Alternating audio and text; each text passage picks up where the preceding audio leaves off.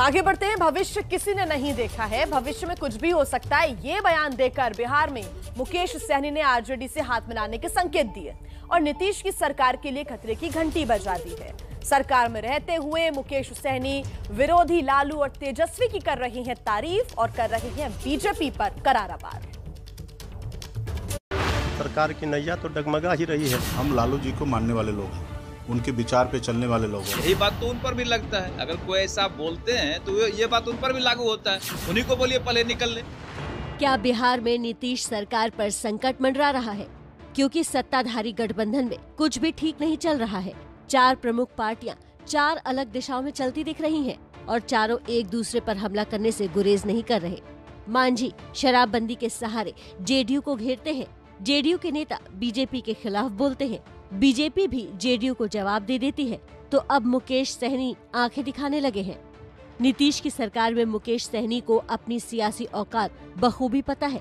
ये पता है कि उनके समर्थन की बैसाखी पर ही नीतीश की सरकार टिकी है और उनके 4 विधायकों की अहमियत बीजेपी के 74 के आंकड़ों से कम नहीं।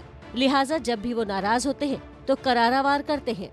जब बिहार में 2020 में सरकार बना, 4 पार्टी के सहयोग से सरकार बना। कोई एक पार्टी भी अगर सहयोग पत्र नहीं देता तो बिहार में सरकार नहीं बनता, चाहे वो 74 वाला हो या 4 वाला। सबका लेटर का एक ही वैल्यू था कि सरकार बना, 4 पार्टी के समर्थन से सरकार बना। तो निश्चित तौर पे ये सरकार हमारी है और ये सरकार माननीय मुख्यमंत्री श्री नीतीश कुमार जी के नेतृत्व में हमारी जब सरकार चल रही है, हम मजबूती से यहाँ पे काम करें। तो आपको किस वजह से तकलीफ है? आपको इस सरकार के साथ अगर तकलीफ है तो आप चले जाइए बाहर, हम क्यों चले जाए? सहनी की बीजेपी से नाराजगी की वजह यूपी चुनाव है, जहां सहनी अपनी चुनावी किस्मत आजमा रहे हैं, जिसके लिए वो बीजेपी नेताओं के निशाने पर है। सब जानते हैं कि जीतन राम मांझी या मुकेश सहनी के बिना नीतीश की सरकार नहीं चल सकती और सरकार बनने के समय से ही आरजेडी की नजर इन दोनों पार्टियों पर है। एक बार फिर सहनी की नाराजगी भरे बयान के बाद आरजेडी आग को हवा देने पहुँच गयी। मृत्युंजय तिवारी ने कल देर शाम मुकेश सहनी के घर पर काफी लंबी बातचीत की। बाहर निकले तो सत्ताधारी गठबंधन की धड़कन बढ़ाने वाला बयान दे दिया। सरकार की नैया तो डगमगा ही रही है।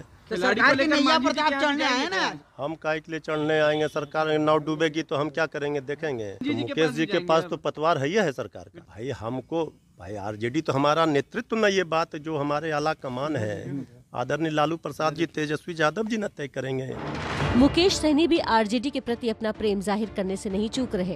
तेजस्वी जी से हमारा 2019 से ही अच्छा संबंध, 18 से ही अच्छा संबंध है और हम लोग ने 2019 का साथ में लोकसभा चुनाव भी लड़े यूपीए गठबंधन में।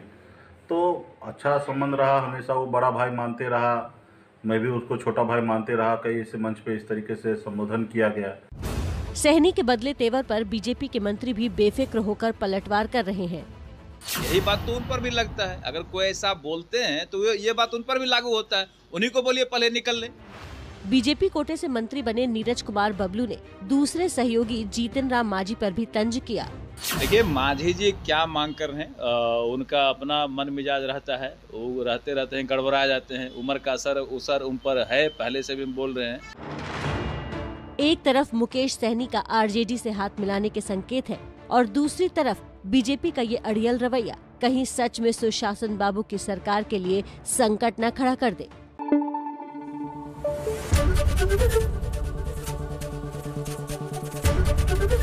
एबीपी न्यूज आपको रखे आगे।